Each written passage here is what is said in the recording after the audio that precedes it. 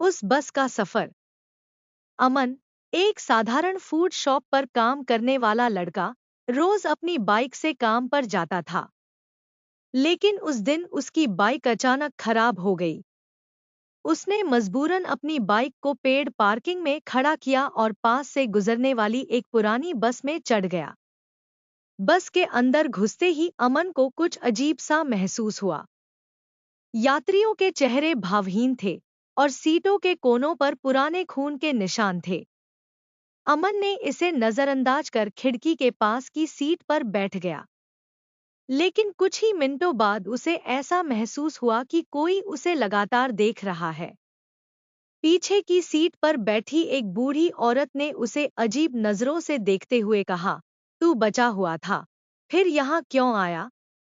अमन को लगा, यह पागल औरत कुछ भी बक रही है। उसने ध्यान न देने की कोशिश की। जैसे जैसे बस सुनसान रास्तों पर बढ़ती गई, अमन का सिर दर्द करने लगा। अचानक उसे धुंधले फ्लैशबैक दिखने लगे।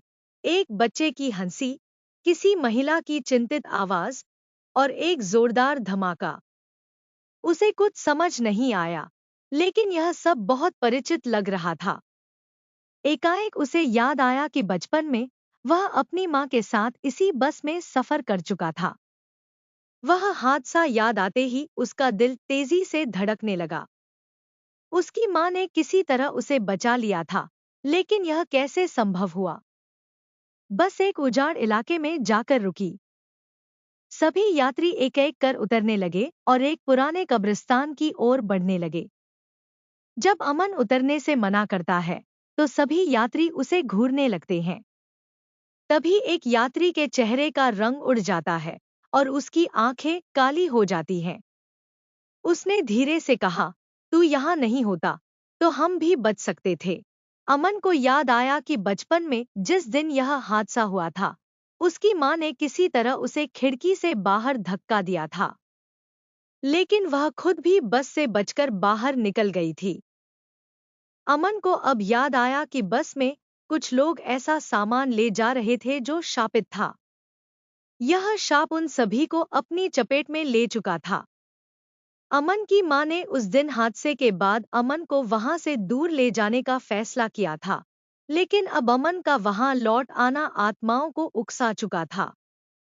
बूढ़ी औरत ने फिर कहा, तू यहाँ नहीं बचता तो आज हम सबकी आत्माएं चैन में होती।